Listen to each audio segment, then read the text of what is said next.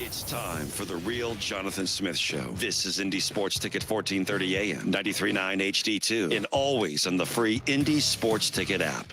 What's going on? It's the real Jonathan Smith Show here on Indy Sports Ticket. Hopefully you had a nice night last night. Indiana fans, you finally have something to cheer about. I'm very, very happy for you. Thanks for tuning in, no matter how you're tuning in, whether that's YouTube, Indy Sports Ticket, if you want to head over there and subscribe. Maybe you're watching on Twitter, _ Jonathan Smith, if you want to follow me there.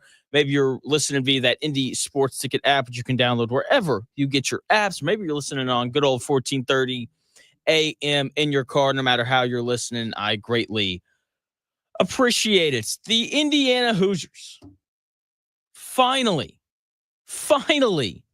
got over the hump. Mike Woodson finally got these guys over the hump. They go on the road to East Lansing to play against a good Michigan State team, and they finally grab a win, which is perfect because today, as every Wednesday is, it's Get Over the Hump Day in honor of Mike Woodson and his relentless pursuit of getting these Indiana Hoosiers over the hump, and it finally happened.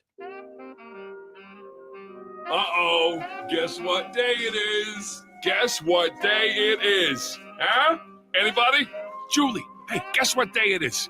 Oh, come on, I know you can hear me. Mike. What day is it, Mike?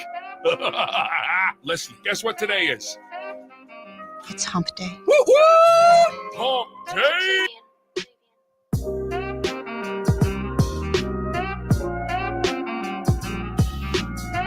No, as a coach, I gotta get us over that hump. I gotta get them comfortable, knowing that you're gonna be in close games and you gotta make plays coming down the home stretch. I mean, in the tournament, we were right there. I just didn't get them over the hump, man. And that's something that I live with every day of my life. Because I truly believe that was the team to really make some noise and get to the finals, and I just couldn't get them over the hump. Mike Woodson, so many instances throughout his career, throughout his time at Indiana, that he's just been incapable of getting his team over the hump. They have been close so many times. They lose by 1 to Maryland at home. They lose, on the road at Purdue in a game that they controlled for most of the way. They lose by 3 against Michigan after, storming a comeback in the second half. They just weren't able to execute late down the stretch to win these games. And, when I was thinking about this Indiana season, I was reminded of when I was in college. And when I was in college, I was awful with women. Still am. Okay, my wife just makes things very easy on me. For example, like for Valentine's Day, which is on Friday, by the way, in case you forgot, we're eating pizza and we're going to go see a movie. That's what she wants to do. So, like I said, she makes things easy on me, which is great because I'm not very good with women. My wife is she's the best. But when I was in college, I couldn't even talk to girls. Like, it was bad. I had a really good buddy of mine who ended up being one of my groomsmen. He was in the exact same boat as me. But by the time we graduated, he was as suave as you could be. Like, he could talk to anybody. Like, you could point a girl out in a crowd and he could just walk up to them and hold a conversation and they would respond and be engaged. It was really impressive. It was. And what happened, the reason why he became that way was because he was incredibly social. I was not, I was cool to just, play baseball, play video games, and hang out with my buddies. And that was more than enough for me. Him, though, nah, man. He went to every function, every shindig, blowout, and kickback that he could go to. And eventually, he was just around women so much that he figured out how to talk to them in a manner with which that they would actually respond to him and be interested. And we've seen something similar this year with Indiana. They've been in so many close games and they finally figured it out. They finally figured out how to close a game late. I mean, it was really impressive. Like, that whole entire time that the game was close going down the stretch, like, my thought was pretty simple. Like, how are they going to blow this? Because they figured out ways to lose games all season long. We're going to do all-star tweets for the IU and Michigan State game, and you're going to realize that in in that as well. A lot of the tweets last night were concerned about like what is going to happen with this team. How are they going to blow it? And that is what we've come to expect. But eventually, when you knock on the door enough, eventually you break through. And that's what we saw from Indiana last night. Mike Woodson is now considered a defensive genius, okay? Because if you play zone and it works for one possession, yet alone an entire game, then like you were deemed a genius in the world of basketball. He's also a genius because he played two bigs together. Ballo and Renew finally didn't get in each other's way. They figured out kind of how to create space there in the paint where both had enough room to operate. They both had double-doubles. Malik Renew, great down the stretch when Omar Ballo went to the bench. And now Indiana is going to go to the Final Four, and they might win the whole thing. I don't know. We'll see. I was called a madman yesterday. I believe it was Josie, who's a great guy, listens all the time. And, I laid out the path for Indiana to win last night. And it greatly revolved around making Michigan State take a lot of threes because they're the worst three-point shooting team in the Big Ten. Okay? Michigan State is always beatable every time they walk out onto the floor because they're very similar to the Indiana Hoosiers. They're big. They like to play on the interior.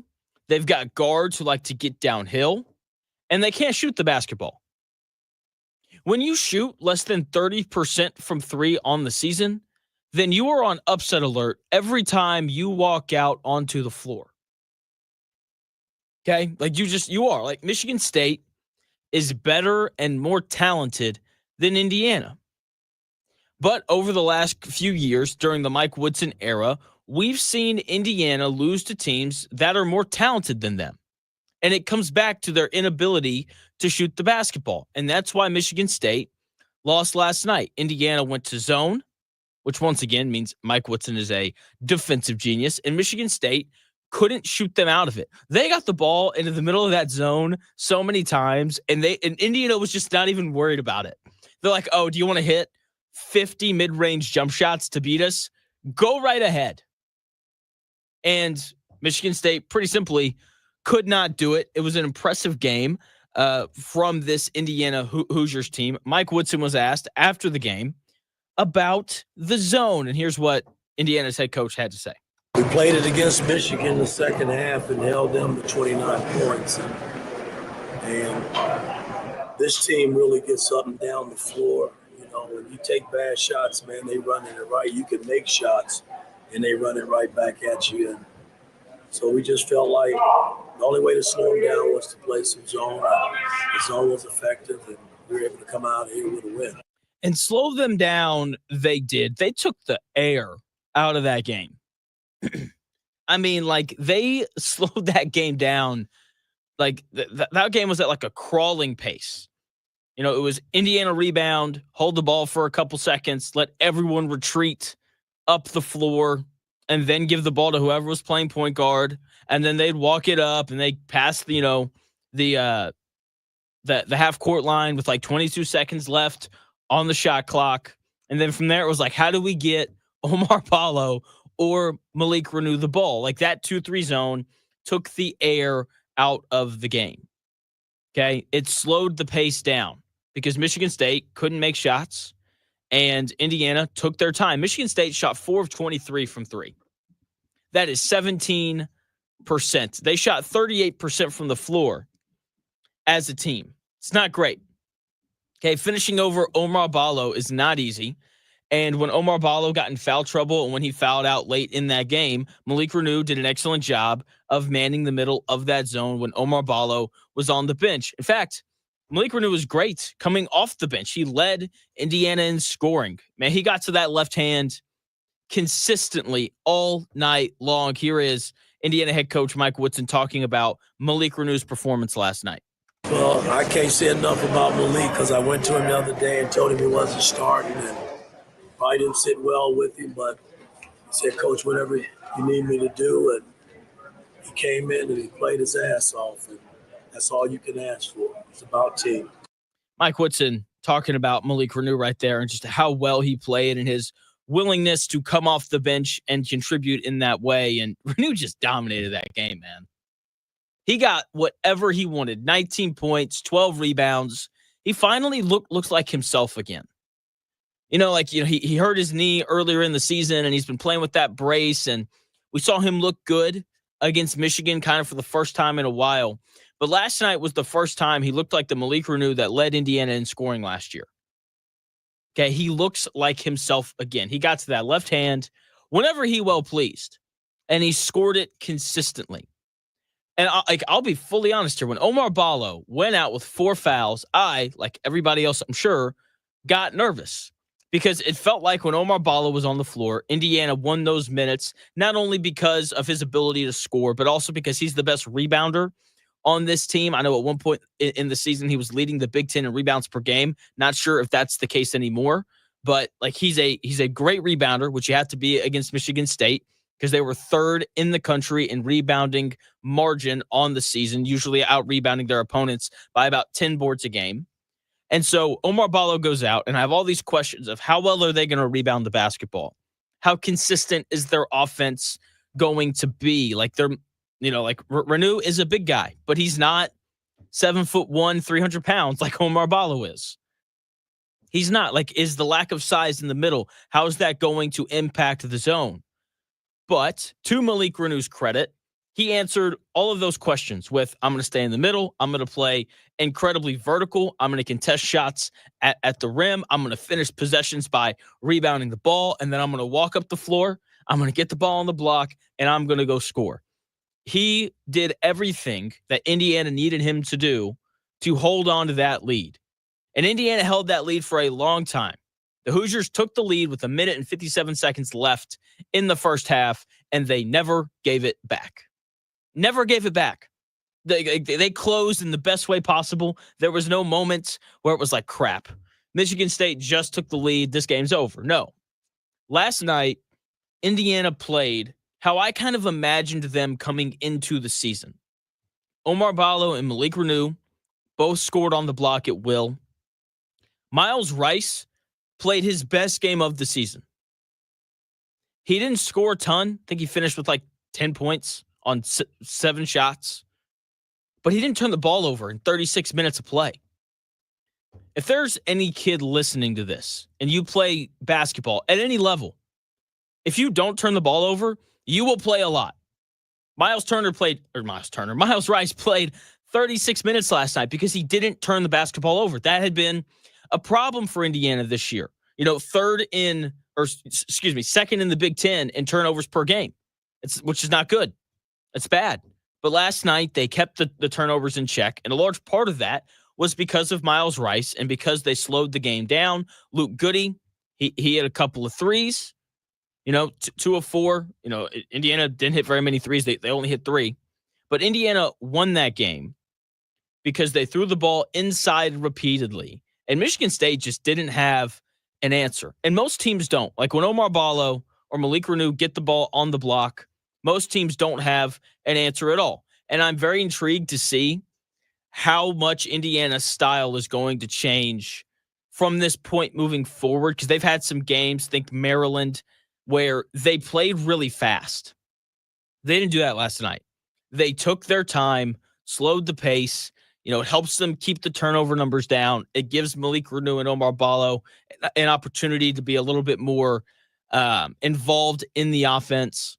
So I'm very intrigued to see if their pace of play changes going forward. And then free throws, an area which Indiana hasn't been great this year, only shooting 72% from the free throw line going into that game last night. They missed a couple late. Trey Galloway missed the front end of a 1-and-1. Mackenzie Mbako missed one. Wasn't great, but they rallied. They didn't miss any more free throws after that. And it was impressive. They finally finished a game. They fouled when they were up 3, didn't give, Michigan State an opportunity to hit a big shot. They're like, nah, you can go to the free throw line, make 2 free throws, be down 1, and then they walked down to the other end and they made their free throws. It was good execution. and felt like they were actually well coached. It was a great change of pace, and I'm sure that Indiana fans this morning are waking up feeling pretty good about it. I'm sure you are, because as you know, Mike Woodson's not coming back next year. So now you can like freely root for him to win games, and you made it happen. It's great. I'm so glad for Mike Woodson and those guys, because they just continued to play hard. And now I have to sit here and say that I was wrong. I was fully expecting for this Indiana basketball team to just kind of roll over and be done. And to their credit, they have continued to play hard, because you don't beat Michigan State, a team that plays harder than anybody. You don't beat Michigan State in East Lansing if you've quit on the season. So I will happily admit I was wrong about this Indiana team. They're a little bit tougher. They're a little bit more competitive. They have a little bit more pride than what I originally realized. So congrats to the Indiana Hoosiers. Hopefully they can keep it rolling. They are not out of this. They've got every game left is a quad 1 or quad 2 game going forward. If they can, win a few more of them, win a tournament game or two, maybe they sneak in, and then we see what this team looks like. Big show today. Just so much basketball to get to. All-star tweets, IU versus Michigan State. We're going to do that coming up here in about 4 minutes or so. Zaire Franklin, he opened his big fat mouth last week. I've got thoughts on that. Purdue loses to Michigan. Their, shortcomings were all over the place in that game, and the Pacers lose to the Knicks last night. So it's a lot of basketball today with a little bit of Colts sprinkled in there. I've got all-star tweets, Indiana versus Michigan State, coming your way here in about 4 minutes.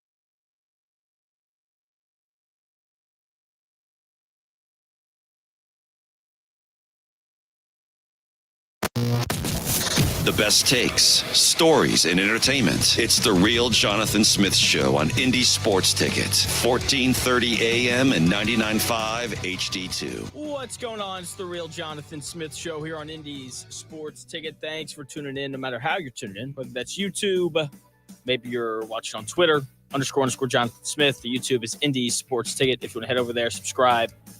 Jump in the chat, be part of the conversation. Maybe you're listening via that Indy Sports Ticket app, which you can download wherever you get your apps, or maybe you're listening on good old 1430 AM. No matter how you're listening, I greatly appreciate it. Indiana got over the hump last night, go on the road to East Lansing. They beat Michigan State. And we're going to do all-star tweets for this game because just you could just feel the meltdown coming from Indiana, because this is just kind of what they've done all year. They've been on the cusp of winning these big games, but they haven't been able to do it. Lose by 1 to Maryland, lose on the road to Purdue in a game that they controlled a lot of. They lose by 3 to Michigan. They've been close, and they just haven't been able to finish these games. But last night they did. And did Indiana have faith, or did Indiana fans have faith in IU to get over the hump? Absolutely not. Let's get into all-star tweets. At the _Sprue tweeted, #IUBB is going to blow this, aren't they? That's what it felt like. It did, right? Because that's what this team has done all year when Trey Galloway goes to the free throw line. A fifth-year senior who should not be a freaking 62% free throw shooter. When he goes to the free throw line, he misses the front end of the 1-and-1. I was just like, here we go. Here's where it's all going to unravel. And luckily, it didn't. At Unhaunted Who's tweeted, death taxes Galloway free throw miss. #IUBB. And yes, seriously. You knew that it was coming. And then when that was affirmed, I was like, yeah, here comes the collapse. Here comes, a little quick 6-0 run for Michigan State. They're going to hit back-to-back threes, and then that's going to be all she wrote. And that did not happen. Very, very, impressed by Indiana's ability to, just kind of keep rolling despite the missed free throw from Galloway. At Big Ten, that's okay. Tweeted terrible call, and this Indiana MSU game on Ballo can't reward the offensive player for taking away the defensive space in the air by jumping into the defender and then call the foul on the defensive player. When this happened, this was the 5th foul on Omar Ballo. Look, I was upset. I'm not an Indiana fan. With that being said, I want them to win every game because when they win, shows are just better. They just are. If they had lost last night, I'd probably be sitting here yeah, can't wait till Woodson gets out of here. But that's not the case. I'm talking about how this team persevered and found a way to win. So, awful call there. And if Indiana had lost that game, I would have harped on that call a ton because that was simply not a foul on Omar Ballo. I don't like to talk about refs because they're going to miss calls. It's going to happen. Maybe Omar Ballo, if you don't want to foul out, don't commit 4 fouls earlier in the game. But, that wasn't a foul. It wasn't. Thankfully, it had no impact on the outcome of the game. Indiana was still able to grab the win. But, yeah, that was not a foul on Omar Ballo. Last tweet in terms of all-star tweets. When the great John Rothstein, however you say it, tweets about you, has to make all-star tweets. He said, Indiana woke up today on a 5-game losing streak. They just beat Michigan State in East Lansing on a night where Tom Izzo was attempting to break Bob Knight's record for all-time wins as a Big Ten head coach. Anarchy? Nope. Just college basketball. And there's so much truth in that tweet, especially the back half of it. This is the cool thing about college basketball. Things change for teams rather quickly. You can be struggling, you win one game, and all of a sudden you run off 4 in a row, and you're ranked, and you're going to the NCAA tournaments, and all of a sudden your fan base is reignited, and they're excited. Maybe this is a jumping off point for Indiana. Maybe it is. Do I think it is? Probably not. I don't know who they play next. I know it's a good opponent. I believe they're at home against UCLA on Friday night, and Are they going to lose? Probably. Is Mick Cronin and UCLA going to roll in there and beat them? More than likely. If I had to bet money on it, I would say yes. But like, there's hope a little bit, not a ton, that this Indiana team can maybe strap it together and figure out a way to go on a run and win these games. Really impressive from Indiana last night. Purdue. I'm going to talk about Zaire Franklin coming up here in about 10 minutes or so. But Purdue, they went on the road last night, played against a Michigan team that's good. A Michigan team that, lost by 27 the last time that they played Purdue. But the Achilles heel of Michigan was fully shown last night. Okay, their lack of size finally hurt them. Both Caleb First and Trey Kaufman-Renn fouled out late in the second half. When that happened, you knew that the game was over. Okay? But Purdue, like a lot of teams, so I don't want to make this out to be too big of a deal, really struggled defending Wolf and Golden. Okay? Michigan's 2 7-footers, Golden, the guy who can just kind of put his back to the basket and go score. Wolf being the big 7-footer who can really handle the basketball. But those guys are tough to defend. And when Michigan needed a bucket, they got good shots.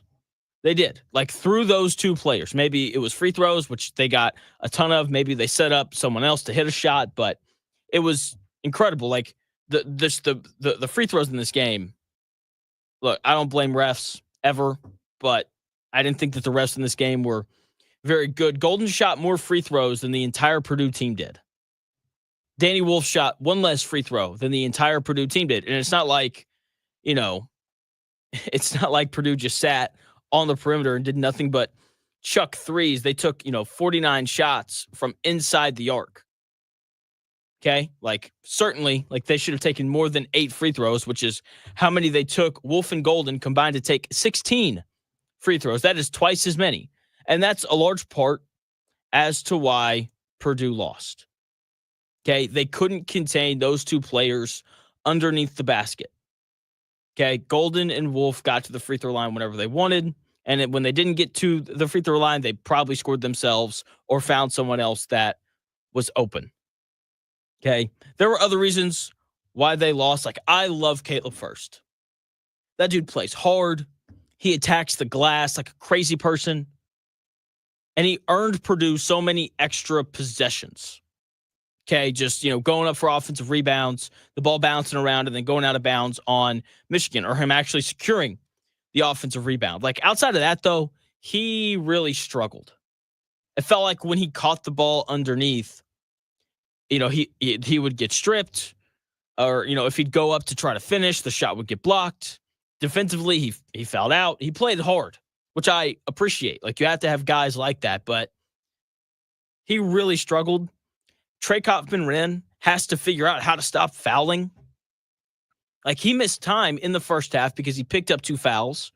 He missed time in the second half because he picked up 4 fouls, and then he fouled out, and he missed the final, 2 minutes of the game.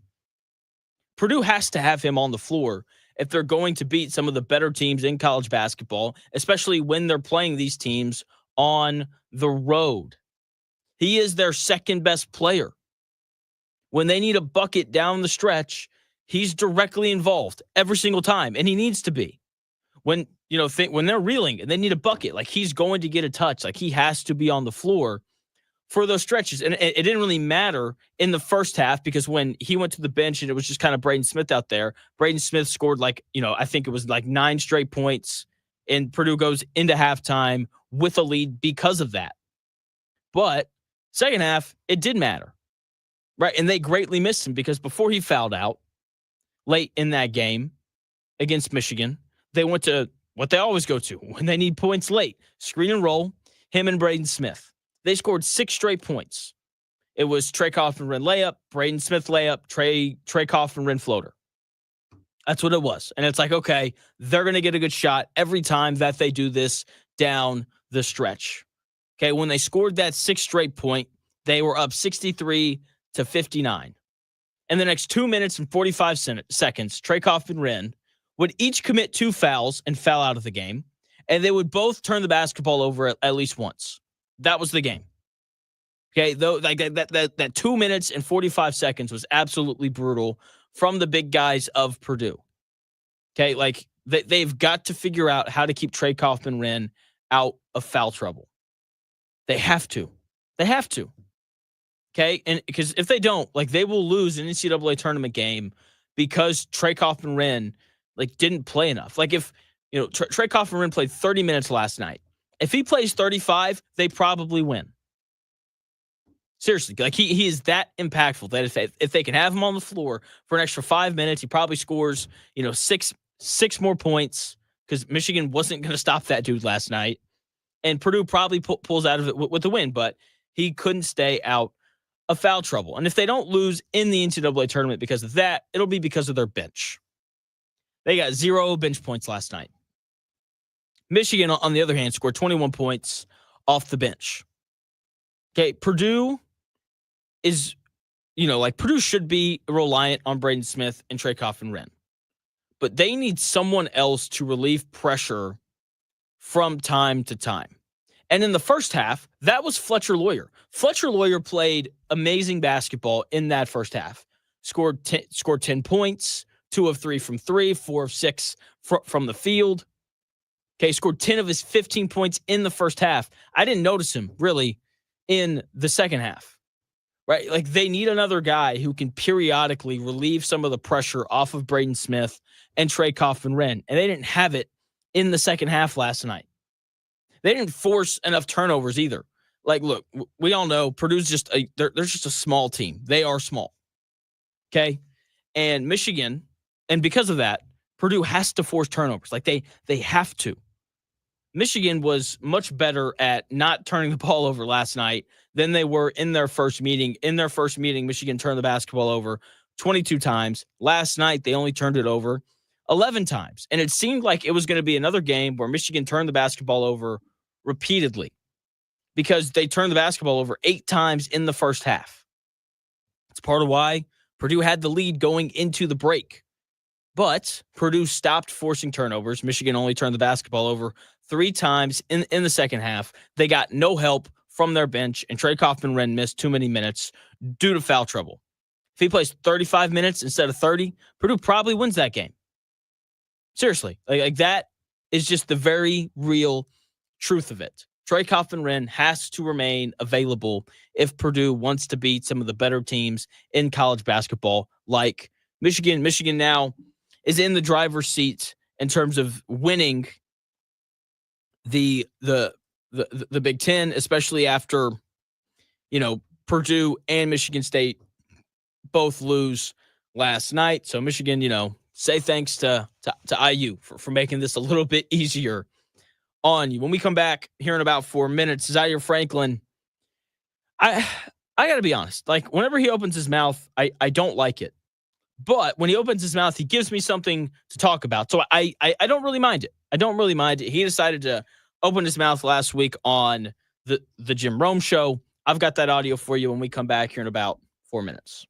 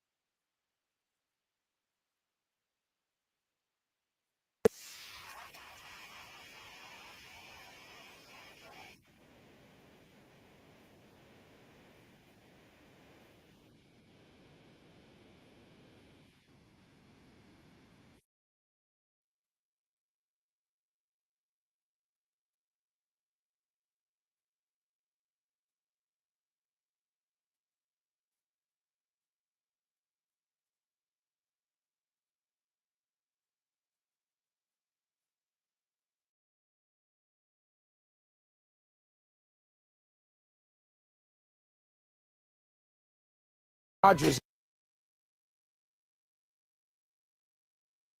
go from here? You don't want to ask me.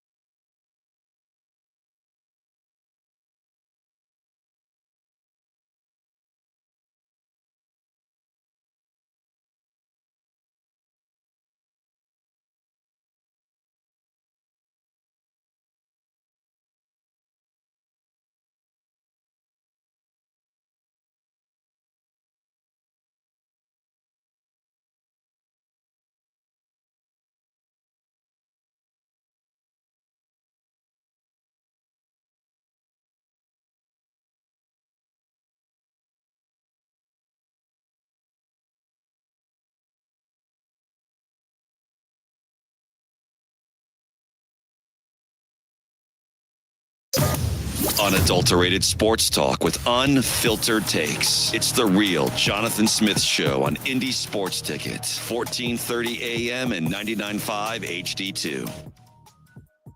The real Jonathan Smith Show here on Indy's Sports Ticket. Hopefully you're having a nice start to your week. Mike Woodson finally getting over the hump, baby. Finally getting over the hump. You know, people learn.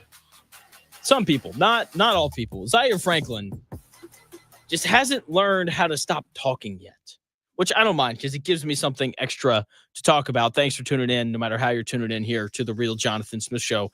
I greatly appreciate it, whether that's YouTube, Twitter, or the Indy Sports Ticket app. Zaire Franklin went on the Jim Rose Show last week before the Super Bowl, and of course he made news. Of course he did. Because whenever that guy decides to talk, he says something noteworthy. Okay, it's great for me. I don't think it's great for the Colts. They should just not let him do any sort of media anymore. So Jim Rome asked Zaire Franklin, he said, hey, Zaire, why should people want to play for the Indianapolis Colts? And here's what Zaire Franklin had to say.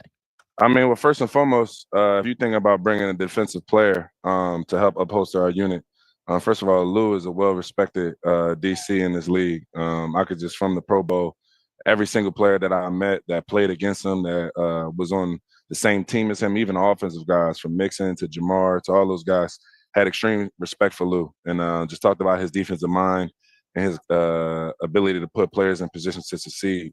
And then, you know, we got Pro Bowlers at this point, player makers at all three levels, you know, myself, DeForest, and Kenny Moore.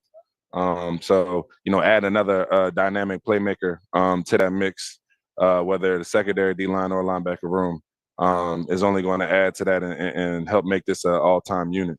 And then, you know, offensively, I mean, Shane, everybody's ever played for him offensively, loves his scheme, loves how he gets guys to the ball. Obviously, we had 3 receivers with over 800 yards. I think that was like the second time we ever did that in Colts history, so that was pretty dope. And we got a lot of things going. And JT, of course. Come on now. So shout out to JT. Zaire Franklin right there talking about why guys should want to come play for the Indianapolis Colts and how, you know, if they could get one more defensive playmaker at any position, you know, defensive line, linebacker, secondary, whatever, you know, they could have an all-time unit. And, no way. No way. It's nice to know that Lou Anarumo is a well-respected defensive coordinator around the league. It is. Okay. You know, Zaire Franklin, you know, in that clip highlighting that some of the best players in the NFL have an immense amount of respect for Lou Anarumo. Like, it's nice to hear. Makes me feel better about the Colts hire. Makes me feel like they hired the right guy. Okay. But the idea that since they have Pro Bowlers at all 3 levels means that they're one playmaker away on defense from having an all-time unit, it's just absolutely insane. It's absolutely insane. Like, my feelings on the Pro Bowl are that, like, I don't care about the Pro Bowl.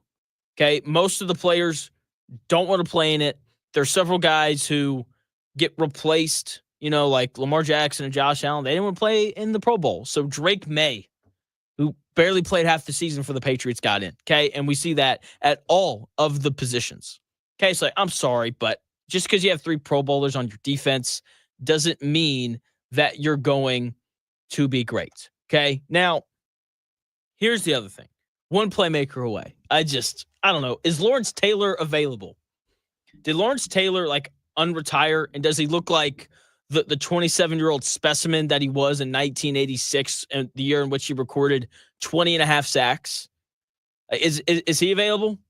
Also, does he want to play for the Colts if he is? My guess would be probably not.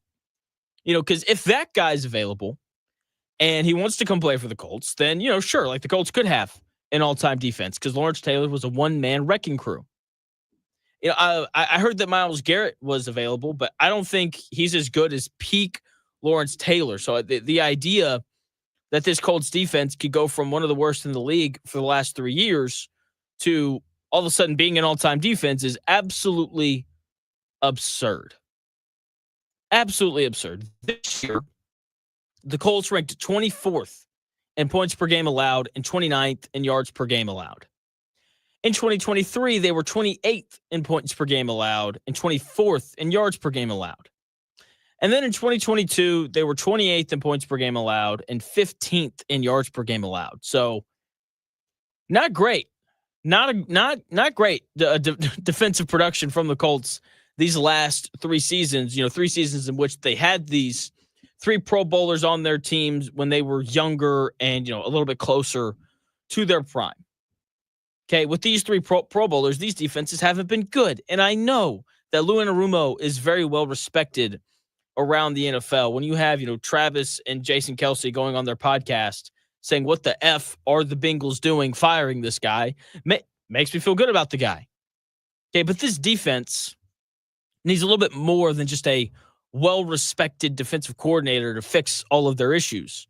They need more than just a single playmaker to fix all of their issues. They need at least 2. Seriously, they need at least 2.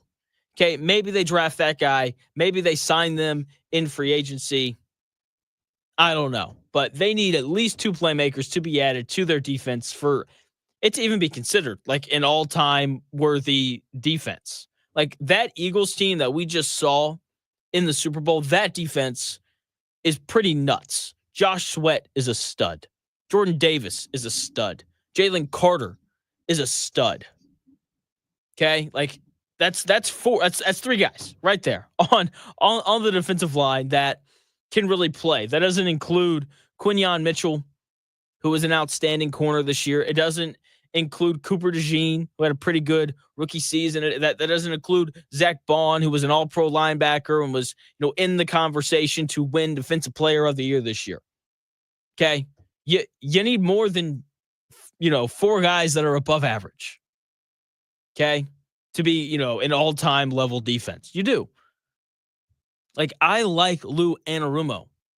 But to think that him coming in coaching a 30-year-old Kenny Moore, 31-year-old DeForest Buckner, and 29-year-old Zaire Franklin as 3 of the 4 or the 3 best players on a defense is just nonsensical. Okay, those are 3 good players, but 30 is old in the NFL. Okay, the best players on this Colts defense are in the back half of their careers. They are old in NFL terms. The Colts need an injection of youth and better players. They need both. They need both of those things. Okay, so as to what Zaire Franklin said there about Shane Steichen, look, I'm with him. The fact that the Colts had 3 800-yard receivers with a quarterback that posted the second lowest completion percentage in the history of the NFL, taking the majority of the snaps last year, I do think speaks to Shane Steichen's ability to get different players the football.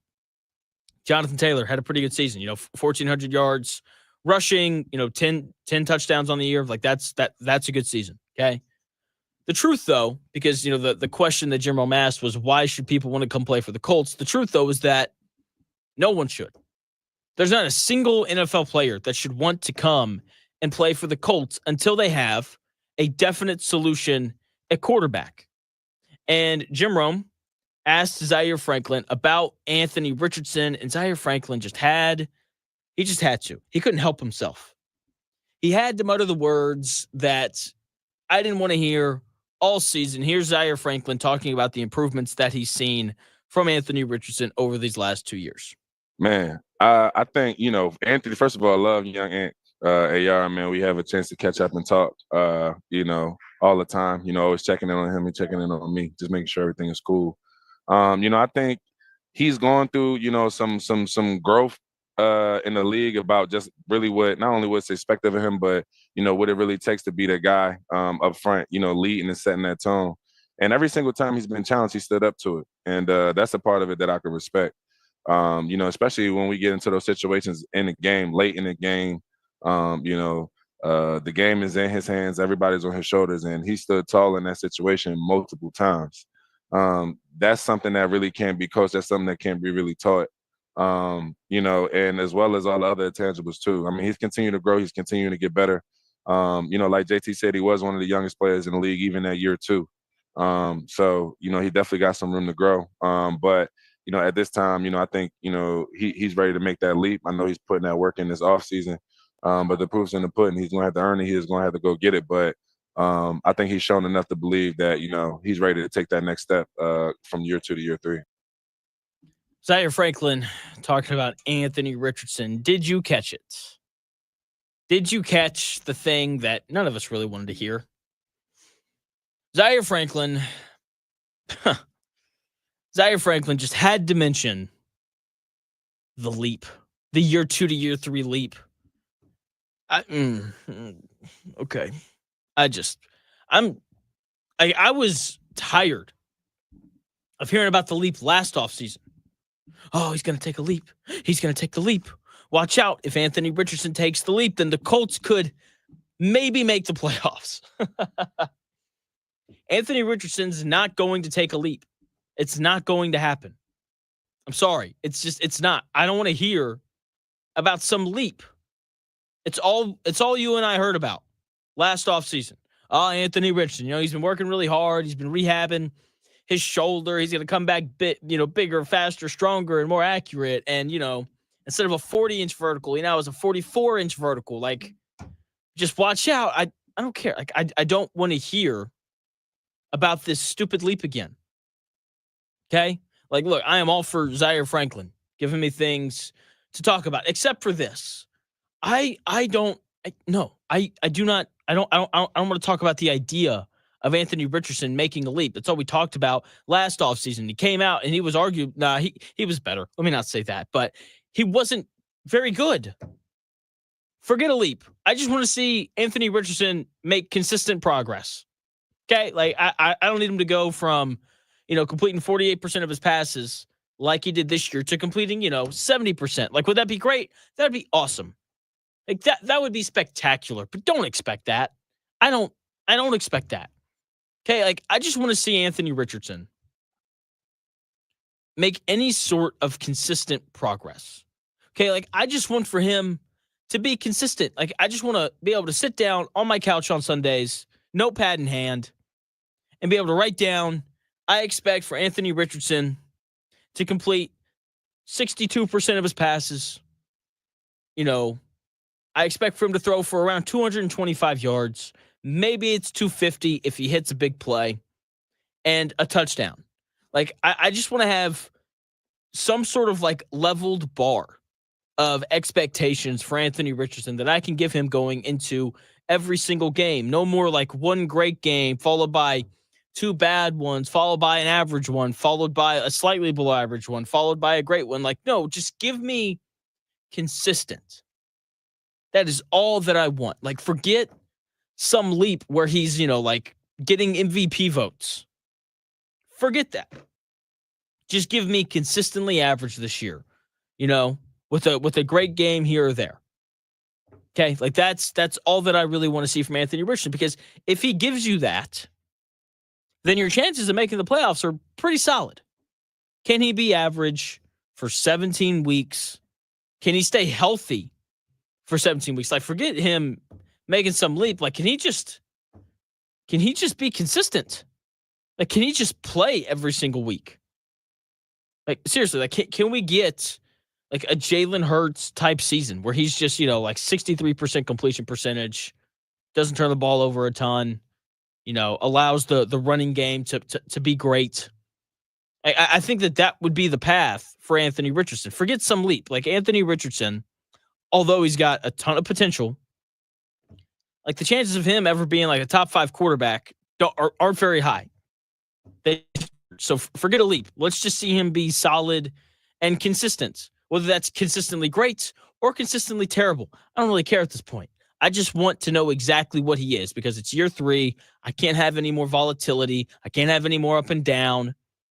Just give me consistent. That is all that I want. Just give me consistency. And in terms, when talking about consistency, Indiana has consistently been bad at the end of games. They weren't last night. They found a way to win. Mike Woodson got the Indiana Hoosiers over the hump, baby. Over the hump. Let's go.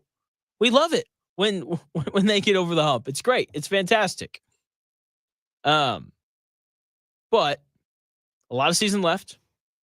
Okay? Like Indiana, like they still have some work to do. They've got UCLA at home on Friday night. Can't wait to, watch that game, because if they win that one, then they've got some like legitimate momentum, right? That puts them at 16-10, a couple good wins, right? They've already got a couple as well, winning at Penn State and at Ohio State. Like those are 2 wins that help their ability to make the tournament. The win last night at Michigan State is huge, and hopefully, it's a turning point in the season for them. Hopefully, from this point forward, we see them kind of build on this. We see the style of play change slightly. They play a little bit slower. They play through Malik Renew a little bit more because that's why they won the game last night. They slowed that game down, and they let Malik Renew be himself to his full extent. So when we come back here at 11 o'clock, I've got more thoughts on Indiana going into East Lansing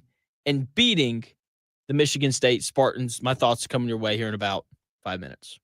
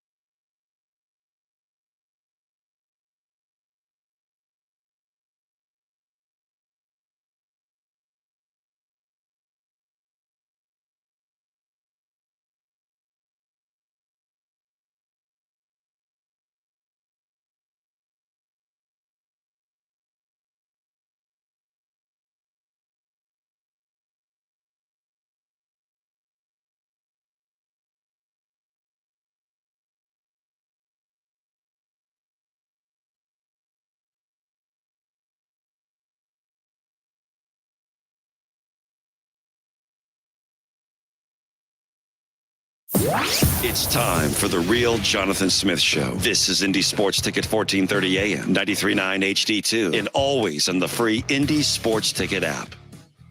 What's going on? It's the real Jonathan Smith Show here on Indy's Sports Ticket. Hopefully you're having a nice day. If you're an IU fan, you woke up with a little pep in your step. Thanks for tuning in, no matter how you're tuning in, whether that's YouTube, Twitter, the Indy Sports Ticket app, which you can download wherever you find your apps. Maybe you're listening via 1430 AM. Do yourself a favor, head over to YouTube, subscribe to the Indy Sports Ticket YouTube channel, and check out the stream where you can be part of the conversation.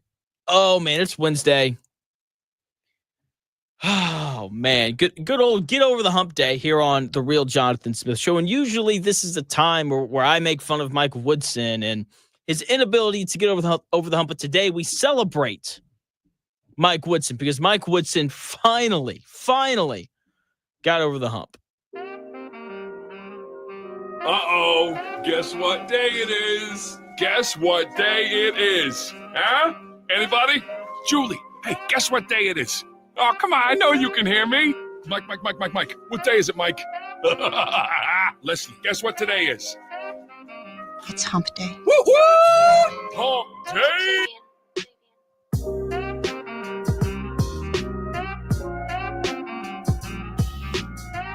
No, as a coach, I gotta get us over that hump. I gotta get them comfortable, knowing that you're gonna be in close games and you gotta make plays coming down the home stretch. I mean, in the tournament, we were right there. I just didn't get them over the hump, man. And that's something that I live with every day of my life. Because I truly believe that was the team to really make some noise and get to the finals, and I just couldn't get them over the hump. Mike Woodson has had some issues throughout his career getting teams over the hump, and, man, he got them over last night. Indiana goes on the road to Michigan State, East Lansing, and they found a way to win. Everyone was just kind of waiting on Indiana to fall apart down the stretch, and they didn't. And it's about time that they didn't. They've been on the doorstep repeatedly, right, of winning these games against better opponents. They, played Purdue pretty close. They, lose by 3 to Michigan. They lose by 1 at home to Maryland.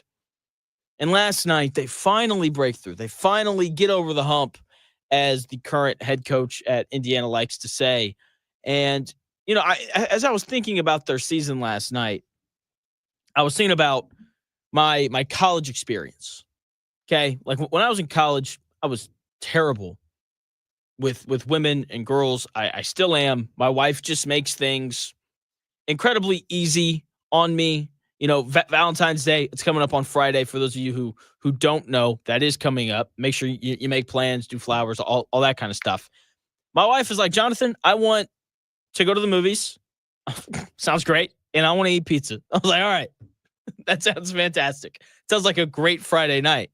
And, my wife's just the best. But when I was in college, I was just terrible with girls, just awful. Okay, I had a buddy who wasn't very great with them either.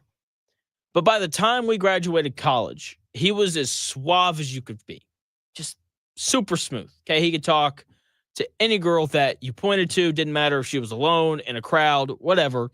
And he could just approach and have a conversation, and she would respond well, and all that kind of stuff. And it wasn't like, he looked like Fabio. He didn't. He was just very average looking. Okay. What happened and why he improved and I didn't was because he was incredibly social and I was not. Like, I was cool to just, hang out, not talk to anybody, play video games, play baseball, and go to class with my earbuds in. Like, that was me. Totally fine with it. Him, on the other hand, he went to every function, shindig, blowout, kickback that he could go to. Every single social event, even if he wasn't invited, he would just show up. And eventually, he was around women so much and so often that he figured out how to talk to them in a manner with which they would respond positively. And that's what I think we've seen with Indiana this year. They've been in so many close games. And not even just this year, even for some of the older guys, going back to last year and the year prior. Like, they've been in so many close games. And they finally figured out how to close games out. They finally did it. Okay, Mike Woodson is now a defensive genius. Okay, it is now considered incredibly smart to play two bigs together. And Indiana is going to go to the Final Four, and they're going to extend Mike Woodson at the end of this season. I was called a madman yesterday by loyal listener Joe C over here on the YouTube chat, Indie Sports Ticket, if you want to head over there and subscribe, because I laid out a path for Indiana to win this game. Okay, because Michigan State is incredibly beatable. They are. Okay, because they are similar to Indiana. They are. They're big. They like to play on the interior. They play really fast. And they struggle to shoot the basketball. When you shoot less than 30% from three as a team, then you are on upset alert every time you walk out onto the floor. We've seen it with Indiana repeatedly. Michigan State is better and more talented than Indiana is. Okay? But we've seen Indiana lose to teams that are more talented. We've seen Indiana lose to teams that they are more talented than because of their inability to shoot the basketball. And it happened to Michigan State last night. And Michigan State lost that game because they struggle to shoot the ball from the perimeter. Indiana went to zone, which makes Mike Woodson a defensive genius. Like, if you go to zone, everyone usually raves about how smart you are. Like, oh, they went to zone. So smart. Adjustments. We love in-game adjustments. Okay, and Michigan State simply couldn't shoot Indiana out of the zone. Like, they generated open threes. They just couldn't make them. You know, they had that one guy who'd catch the ball at the free throw line, and Indiana was like, cool, you take that 12-foot jumper. If you make 50 of them, you can win. And the guy couldn't. Simple as that. Here's Mike Woodson after the game, just discussing the 2-3 zone, why they played it, and why it worked so well. We played it against Michigan the second half and held them to 29 points. And this team really gets up and down the floor. When you take bad shots, man, they run it right. You can make shots, and they run it right back at you. And so we just felt like the only way to slow them down was to play some zone. The zone was effective, and we were able to come out here with a win. Mike Woodson right there talking about that zone and just how impactful it was. They ran it a little bit against Michigan, and it worked. And it worked last night. Michigan State shot 4-23 from three. 17%. It's not great. They shot 38% from the floor as a team. Not great, because when you run that zone, you filter the ball into the middle, and then, you have to try and finish over Omar Balla, who's just camped out in the middle of the lane. And Malik Renew, and finishing over Omar Balla is not easy. Malik Renew did an excellent job manning the middle when Omar Balla was out on the bench. And Malik Renew is another large part of why they won this game. He scored. He was great in the middle of the defense when Balla was on the bench. When Balla was in the game, he did a really good job of giving Omar Balla space to still be able to post up. And he's athletic enough that, he can, be in that bottom left spot of a 2-3 zone. He can get out to shooters, and he's quick enough that if they attack him off the bounce, he can move his feet. Like, played a vital role in their win over Michigan State last night. And he did it all while coming off the bench, which is great. Like, to be willing to come off the bench, I think says a lot about a player, especially a player as good as Malik Renew. According to Mike Woodson here in this clip, Malik Renew was totally fine with coming off the bench because the kid just wanted to win. Here's Mike Woodson after the game talking about Malik Renew. Well, I can't say enough about Malik because I went to him the other day and told him he wasn't starting, and probably didn't sit well with him, but he said, Coach, whatever you need me to do. And he came in and he played his ass off, and that's all you can ask for. It's about team. It's about team, baby. Mike Woodson right there talking about Malik Renew and his willingness to come off the bench. Renew dominated that game. 19 points, 12 rebounds. He finally just looked like himself. He had that knee injury earlier in the season, and he ever since he's come back from it, he's really struggled. Played okay against Michigan, but last night was the first time where it looked like the version of Malik Renew that led them in scoring last year. Okay? He got to his left hand whenever he wanted to. He scored using it consistently. Okay, when Omar Ballo went out with 4 fouls, like, I got nervous. And I'm assuming that a lot of you other Indiana fans got nervous as well. Because whenever Omar Ballo was on the floor for Indiana last night, they controlled that game pretty easily. Because, Ballo scores it on the block, and defensively, like, he defends the rim well, and he rebounds incredibly well. There's a reason why he was leading the Big Ten in rebounds per game at one point in the season. They cut his minutes over the past couple of games, so I don't think he's leading anymore. But, like, the guy does a great job of rebounding the basketball. And when you're playing against Michigan State, who was third in all of college hoops in rebounding margin, then, like, you have to have a guy who can finish possessions. And Omar Ballo is that guy. So when he goes out with 4 fouls and you know that he's going to be on the bench for the next, probably 3 minutes, I got nervous. But Malik Reneau did just an excellent job of rebounding and finishing possessions and playing very vertical on defense. Because, look, he's not 7'1", 300 pounds like Omar Ballo, but he's 6'9", long arms, all those things. He did a great job of contesting shots at the rim. He did an excellent job of finishing possessions by rebounding the basketball. He played great. And then with Ballo off the floor, he had a little bit more room underneath the bucket to go get a bucket. So he was excellent. Indiana took the lead in that game with 1 minute and 57 seconds left in the first half, and they never gave the lead back. They closed them out. Incredibly impressive from Malik Reneau. Hopefully, he can find a way to keep playing like that. Because if he does, then Indiana's going to have a great opportunity to win more games, coming down to the final, 6 or 7 games in the season. And I hope that Indiana continues to play that style. Like last night, Indiana played basketball how I just kind of imagined that they would coming into the season. Omar Ballo and Malik Reneau both scored on the block at will. They got a ton of touches down there. Myles Rice played well. Okay, he didn't score a ton, but he didn't turn the ball over in 36 minutes.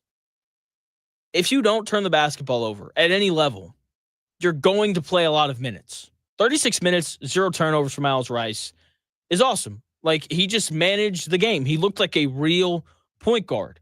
So he managed the game. He scored 10 points, hit some free throws late. He hit a big 3 as well. Luke Goody, he hit a couple of 3s. But Indiana won that game because of how well they defended.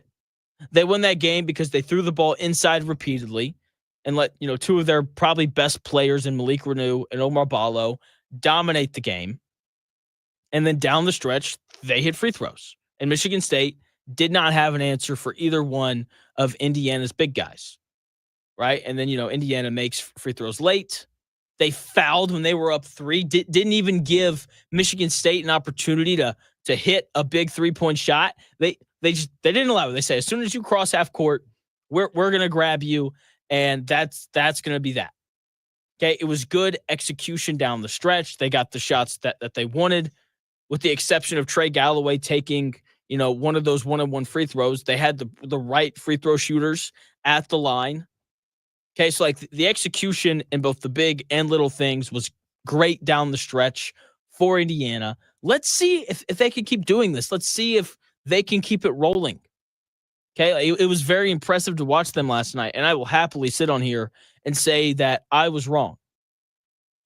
I thought that after the Purdue game, that this Indiana team was going to roll over after watching Omar Ballo lash out at Myles Rice and then storm off the court like a little toddler. And then they lose that Maryland game. And it's like, oh yeah, this is it.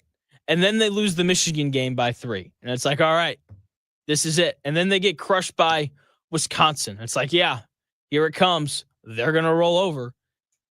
And to their credit, they did not. They didn't. They've got a little bit of pride. Okay, they played hard last night. You have to if you're going to beat a team as good as Michigan State and a team that plays as hard as Michigan State does. Okay, they were competitive. They competed their butts off. And, it surprised me. I won't even lie to you. I found it very surprising that those guys played as hard as they did last night, but that's a good sign. Hopefully, they can continue to play that hard going forward because this team's good.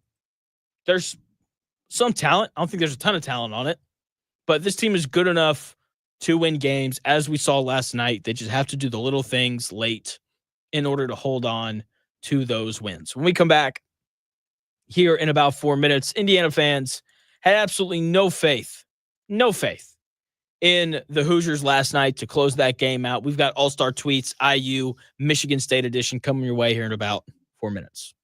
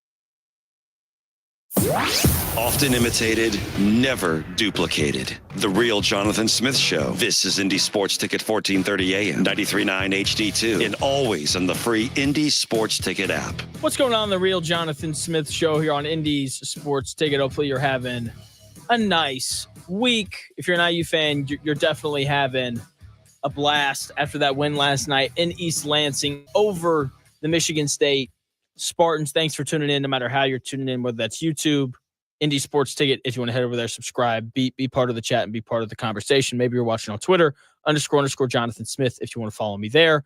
You can also listen via that Indy Sports Ticket app, which you can download wherever you get your apps. And, of course, you can also listen via 1430 AM. John Buzzard chiming in on Twitter saying, Dallas question, is there a more defeated fan base? Cowboys hiring internally and almost stuck in a Colts mode of running back mediocrity, and Mavs fans are just wondering if this is some kind of bad dream. Probably not. Yeah, probably not. Because look, like Dallas sports fans are, as much as they annoy me sometimes, like they're smart for the most part. Like I think they understand that like you're not going to win much with Dak Prescott. If I remember correctly, I think the Cowboys have only won like 2 playoff games since the year 2000. I mean, so that's brutal. They kind of know that, as long as Jerry Jones is in control, they're going to really struggle. Mavs fans, as a Dallas Mavericks fan, it's just like, I'm very intrigued to see how many people are at that game tonight. They're playing the Celtics at home.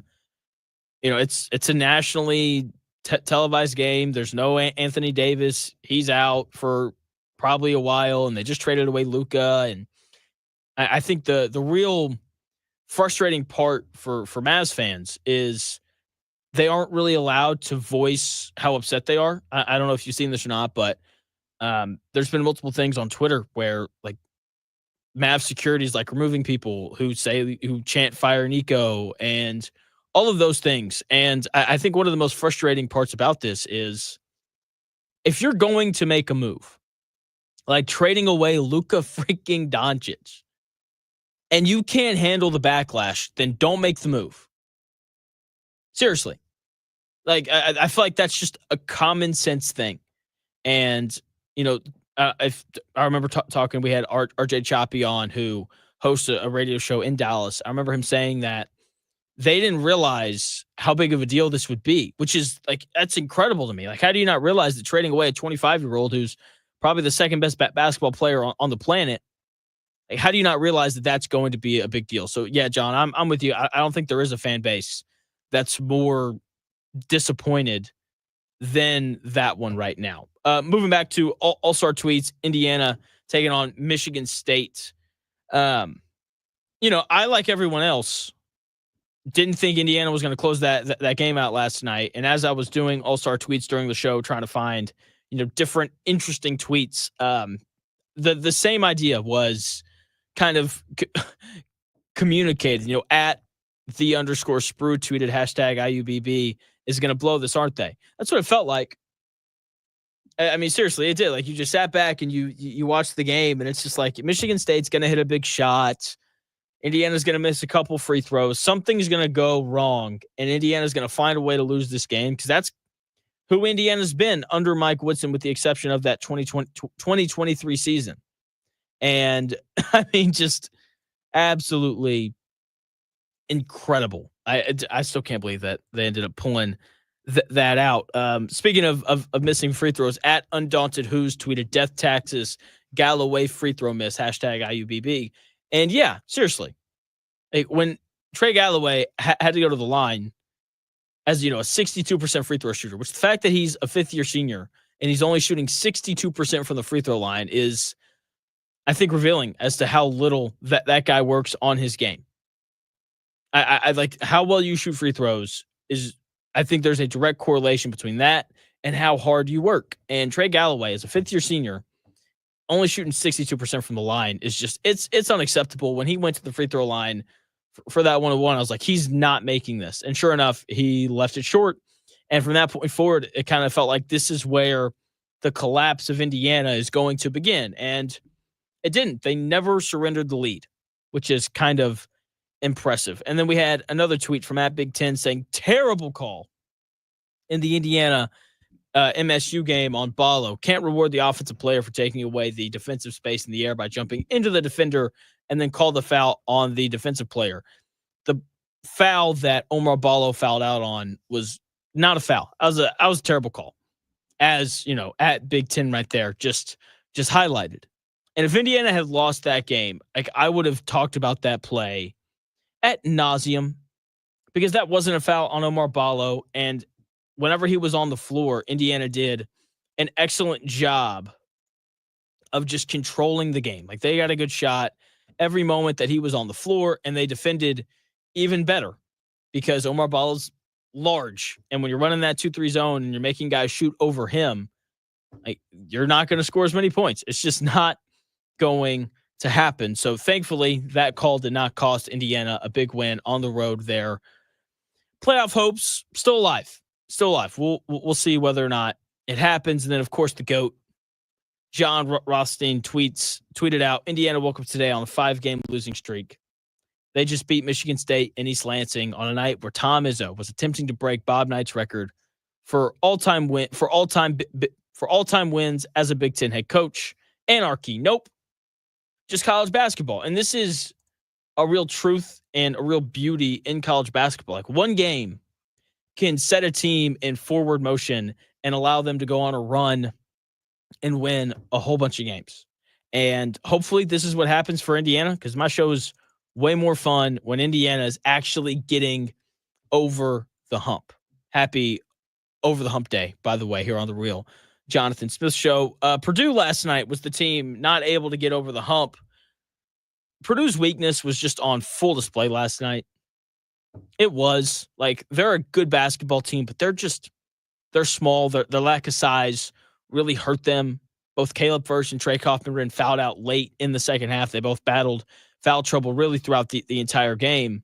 And they, like a lot of teams, so I don't want to slander them too much here, really struggled dealing with Wolf and Golden. Okay, those guys are super tough to defend. And when Michigan needed a bucket, they got good shots through those two players. Maybe it was, that big on big screen and roll. Maybe it was Golden posting up and then, throwing a nice skip pass. Maybe it was Danny Wolf, just going off the dribble and scoring. It was really impressive what those two guys did to Purdue and their defense. They also shot 1 million free throws. Okay, Golden shot more free throws by himself than the entire Purdue team. Danny Wolf shot 1 less free throw than the entire Purdue team. Like Purdue shot 8 free throws. Danny Wolf and Golden combined to shoot 16 free throws. That's twice as many. That played a role in why Purdue lost. They couldn't contain those players underneath the basket. The fact that Trey Kaufman didn't take a single free throw in that game last night, kind of crazy.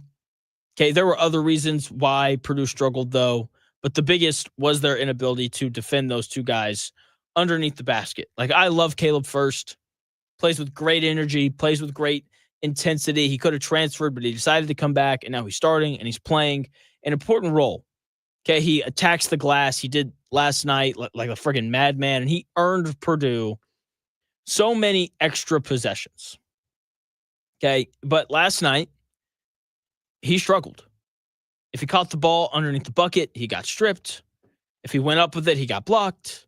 Defensively, he fouled out. Okay, he played so hard, but he struggled. Okay, and he's a large part of why Purdue lost that game. Like 2 of 7, when all of your shots come 5 feet or less away from the bucket, is just not acceptable. Okay, the other thing is Trey Kaufman has to figure out how to stop fouling. He missed time in the first half because he picked up 2 fouls. Thankfully, Braden Smith had a stretch in there with Trey Kaufman on the bench where he scored 9 straight points. He got into foul trouble late as well.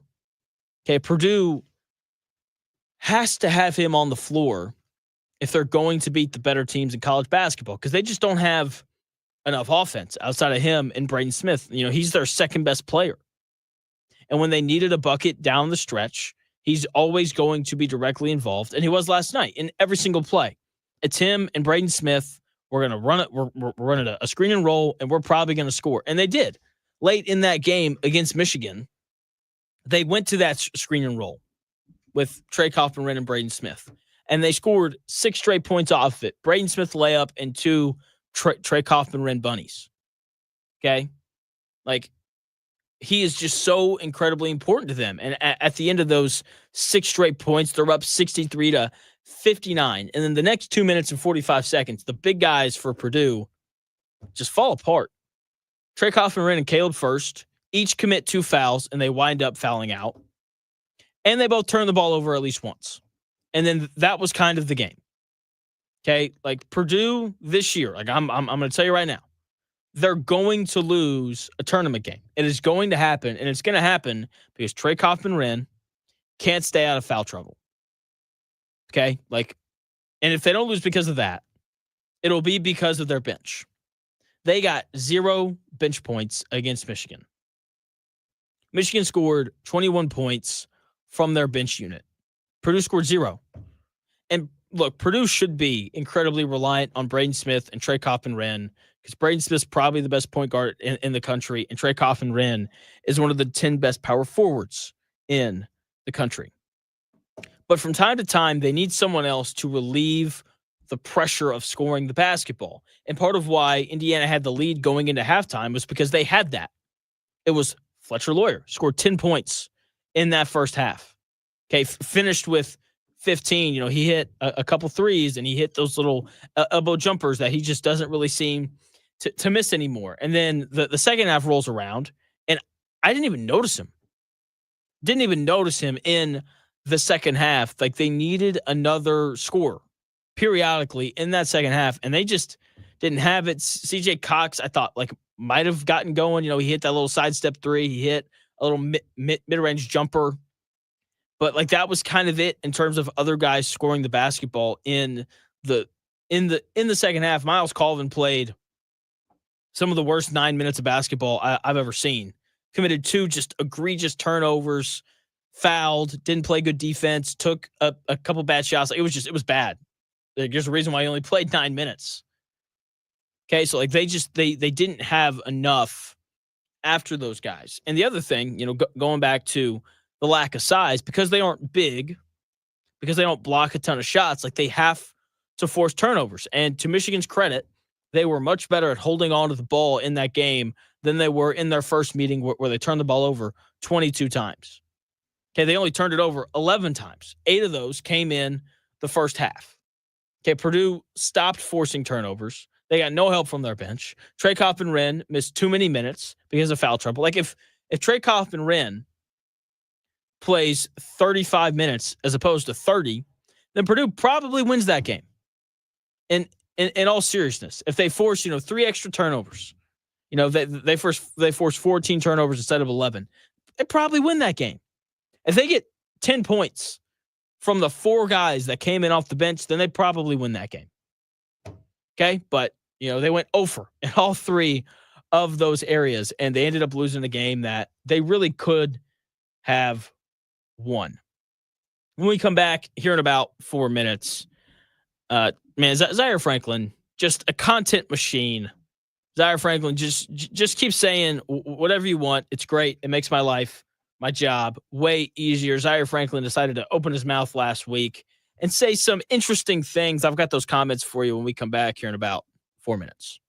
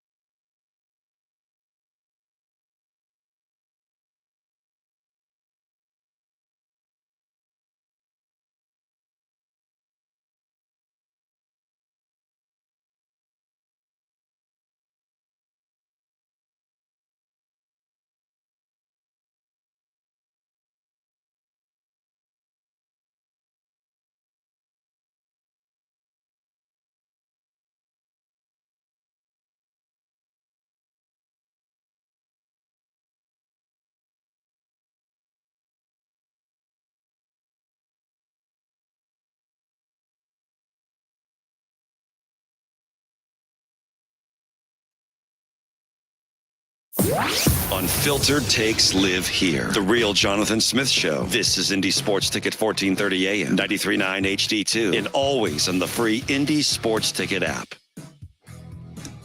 The Real Jonathan Smith Show here on Indy's Sports Ticket. Hopefully you guys are having a nice day, Indiana fans. I know you're rolling.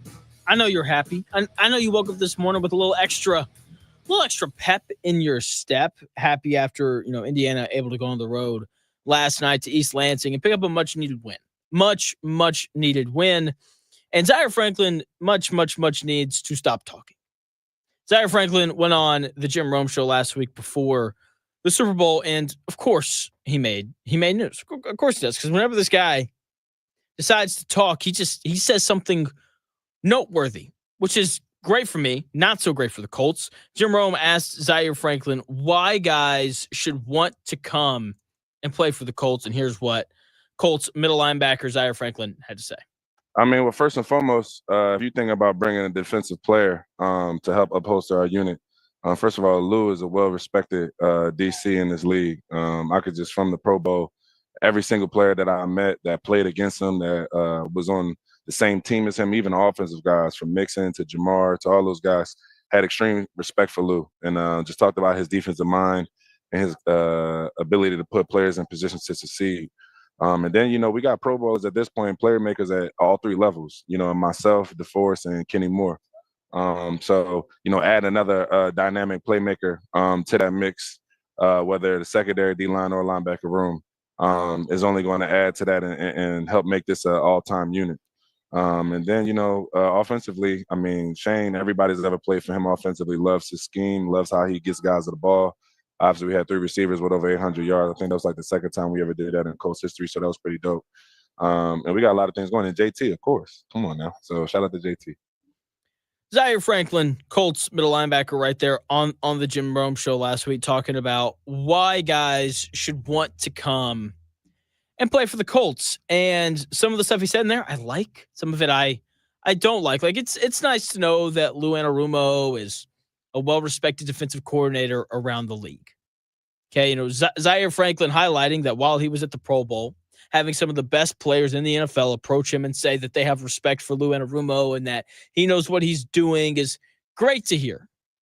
Okay, it makes me feel like the Colts hired the right guy, which is a nice feeling to have in the offseason when your team just went 8-9 and you're looking for anything to be positive about. The idea, though, that since they have 3 Pro Bowlers, or since they have a Pro Bowler at all 3 levels, the idea that adding one playmaker to that makes this an all-time unit is insane. Seriously, unless it's some stud. Like, is Lawrence Taylor available? Did he unretire? And does he look like a 27-year-old specimen like he was in that 1986 season when he recorded 20 and a half sacks? Also, if he was available, would he want to play for the Colts? I don't think that he would. More on that here in a minute. If a guy like that is available, then sure, the Colts could have an all-time unit. I heard that Myles Garrett is available, but I don't think that he's as good as peak Lawrence Taylor. Okay, like the Colts defense these last 3 years has been amongst the worst in the NFL. That's just the very simple reality of it. This year, they were 24th in points per game allowed and 29th in yards per game allowed. 2023, they were 28th in points per game allowed and 24th in yards per game allowed. In 2022, they were 28th in points per game allowed and 15th in yards per game allowed. By the way, those 3 Pro Bowlers that Zaire Franklin just mentioned, himself, DeForest Buckner, and Kenny Moore, they were on all 3 of those teams. Okay? With those 3 Pro Bowlers, this defense still wasn't very good. And I know Lou Anarumo, well-respected defensive coordinator. But this defense needs more than just a new defensive coordinator that's well respected and one single playmaker to fix all of the issues that they have. They need like 2 playmakers to be added to their defense for it to be an all-time worthy unit. They also need to hit on a couple draft picks. Like, I like Lou Anarumo. I think he was a good hire. But to think that him coming in to coach a 30-year-old Kenny Moore, 31-year-old DeForest Buckner, and 29-year-old Zaire Franklin as the three best players on this defense is just nonsensical. Like, he's not just going to show up and fix everything. Like, I just hope that the Colts have a top 20 defense. If they do, then I'll be pretty happy with that. Okay? Like, the three players that I just mentioned that are likely going to be the three best players on this team next year or on this defense next year, like, they're good players. But 30's old. I talked quite a bit, before the season started, the NFL season, about why I didn't think the 49ers would make the playoffs. And part of it was because they had more 30-year-olds on their roster than any other team in the NFL. And they ended up having more injuries on their team than what felt like any other team in the NFL not named the Detroit Lions. Okay, like 30 is old in the NFL. Those guys don't tend to last all season. So in order for this Colts defense to like take a leap and be like a top 10 defense, which I don't think is going to happen, like they need an injection of youth and quite frankly, just better players. Okay. This team is not one playmaker away from being an all-time defense. Okay. They're like three. They need like three playmakers, three more. And then we'll see how they look. As to what Zaire Franklin had to say about Shane Steichen and, I still like Steichen. I'm still holding out hope that he winds up being an excellent head coach.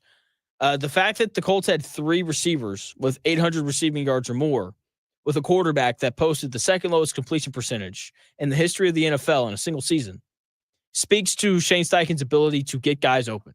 Speaks to his ability to get different guys the football in a place to succeed. Jonathan Taylor had a good season as well. He did.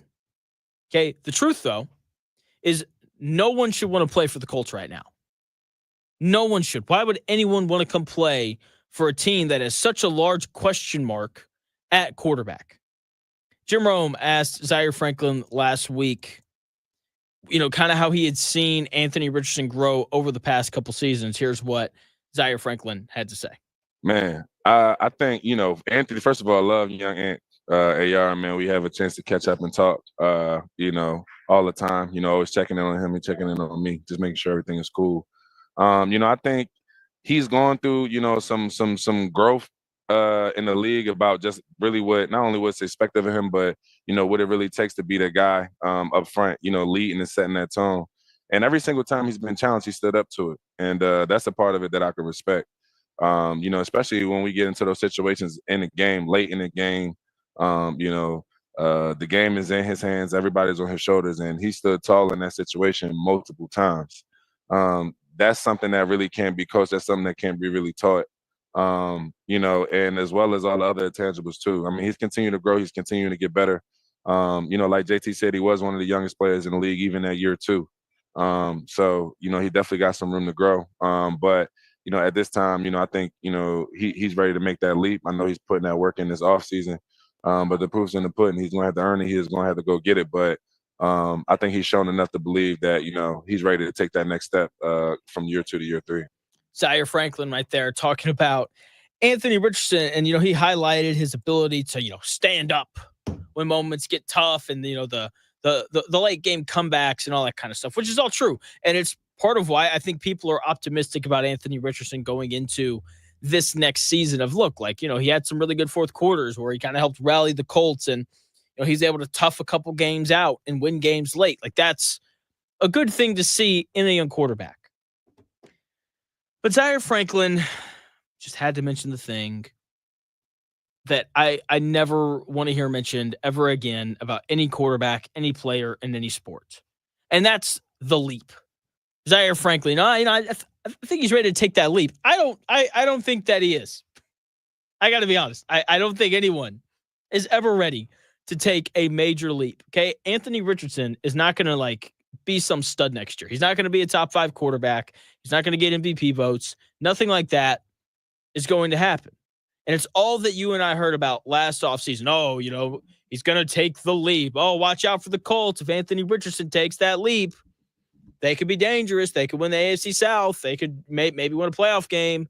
They could maybe lose to Patrick Mahomes in the AFC Championship game if things got really crazy. But, oh, man, if Anthony Richardson takes that leap, they're going to be awesome. And then he didn't make the leap. Okay? Like, I am all good for Zaire Franklin to give me things to talk about, but don't start that narrative up again. Forget a leap. I gotta be honest. Would Anthony Richardson making a leap be awesome? Yes, it would. It'd be fantastic. I would like that would be great if he showed up next year and he completed, like 70% of his passes, and he's like ripping it all over the yard and he's accurate, and everyone's talking about how great this Chris Hess guy is. Like, I would love it if Chris Hess turned Anthony Richardson into Peyton Manning this next season. That would be amazing. I would really enjoy watching that. I'm sure you would too, because the Colts would win a bunch of games. But that's not going to happen. He's hopefully going to come back a little bit better. Hopefully he's just like a little bit more consistent. That's really what I want to see from Anthony Richardson this upcoming season. I don't need him to show up and be, Josh Allen. Seriously, I don't need that from him. I just want him to show up and give us a baseline for how we expect him to play. Because we didn't have that for him this last year. It was like, hey, Jonathan, how do you think the Colts are going to look on Sunday? I have no idea, because I don't know if Anthony Richardson's going to complete 67% of his passes and throw for 280 yards and a couple touchdowns like he did against the Jets on the road. And, he could do that, or, he could show up and he could complete 38% of his passes, run for 70 yards, and the Colts lose by 3 late. Like that could also happen. Or maybe they'll have a game like they did against the Titans where they only throw the football like 8 times. Okay? Like, I just want a baseline of consistency. I want to be able to sit down before a Colts game on Sunday, have my notepad out, and be like, I expect for Anthony Richardson to complete 62% of his passes, throw for around 220 yards, and not turn the ball over. If I can write that down by the end of the season, if I can sit down in front of my TV and write that sentence, then I'll feel pretty good about where Anthony Richardson is, because, as Zaire Franklin mentioned in that clip, like, he was the second youngest starting quarterback in the NFL at the end of the year. Like, the dude is still pretty young. He is. Now, at some point, that no longer becomes an excuse. At some point, like, you have to just straight up produce. But as of right now, that is an excuse for him. Like, look, once again, I don't expect him to take some big leap. I don't expect it. Just be consistent. No more one great game, followed by 2 bad ones, followed by, an average one, followed by a slightly above average one, followed by an awful one, followed by the best performance we've seen from a quarterback. Like, no. I just want consistent. Just give me consistent this year. And I think that Colts fans will come around to the idea of Anthony Richardson being the starter, because we have seen him do incredible things in terms of his ability to throw the football and to extend plays with his feet. Like, we've seen him do some pretty awesome stuff. Like that clip of him slipping and then throwing a 60-yard dime to Alec Pierce over the top of the Texans defense. That clip's going to be on the internet for forever. Like, if someone was to put together a video of the best throws in NFL history, that throw would be on it, because it's just mind-boggling, crazy, the fact that he was able to make that play. And he's capable of doing those things, and he's capable of lowering his shoulder when they need to score a touchdown, and he runs through that safety against the Texans, and then they went for 2 later in the year. And it was just like, you know what? We're going to run Anthony Richardson right up the middle, and we're going to get 3 yards. And there's nothing that you can do about it. And like he's got those capabilities. The issue is they just aren't there consistently enough. Okay, they have to find a way to just make him consistent. And if they can do that, then they will win more games this year. They'll probably make the playoffs, go 10-7, 11-6. They just have to get a baseline of consistency from Anthony Richardson. Okay, that is what they need. Okay, that's what they need. Oh, man, the Indiana Hoosiers won last night, went on the road to East Lansing, found a way to beat Michigan State. Malik Reneau looked like the Malik Reneau of last year. It was great. The Indiana Pacers also played last night. They clearly miss Myles Turner. They need him, especially defensively. I've got a big monologue planned out around the Pacers tomorrow. Luke Brenneman, IU student reporter, he's going to join the show tomorrow at 11. It's going to be good. I'm very excited. The Dan Dockett Show is coming your way here in about 8 minutes or so. Tom Izzo is set to join the show today, either at 12:30 or 1, trying to get that time confirmed. And then at 2:30, the coach, Dane Fife, is going to join as well. Can't wait. It's going to be an absolute blast. So thanks for taking the time out of your day to tune into the Real Jonathan Smith Show. Do yourself a favor. Head over to YouTube, search Indies Sports Ticket. We should pop up pretty quickly. Subscribe, watch the show from there. Hop in the chat, be part of the conversation around whatever I'm talking about. I do like to interact with the chat from time to time, trying to be better about that. I really am. So do yourself a favor, head over there and subscribe to Indies Sports Ticket. You can also download the Indie Sports Ticket app so you can listen anywhere, all the time, whenever you need to. You can listen to my show there. You can also stream the Dan Dockett Show there as well. Or maybe you don't want to do either one, and that's fine. You can just keep watching on Twitter or however you're listening. Thanks again for taking the time out of your day to listen to my show. Dane Fife at 2:30. Michigan State head coach Tom Izzo at 12:30 or 1. The Dan Dockett Show comes your way here in about 5 minutes. I'll be back on the air tomorrow, starting at 10 a.m. I got some stuff on the Pacers for tomorrow and a great interview lined up with Luke Brenneman. It's going to be great. So I will talk to you tomorrow starting at 10 a.m.